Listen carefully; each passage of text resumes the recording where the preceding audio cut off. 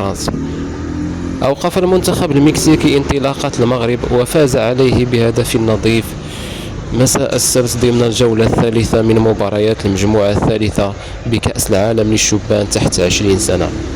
الحكم يطلق صافرة نهاية المباراة بفوز المكسيك بهدف واحد مقابل لا شيء على المغرب ضمن الجولة الثالثة من مباريات المجموعة الثالثة بكأس العالم للشبان تحت 20 سنة.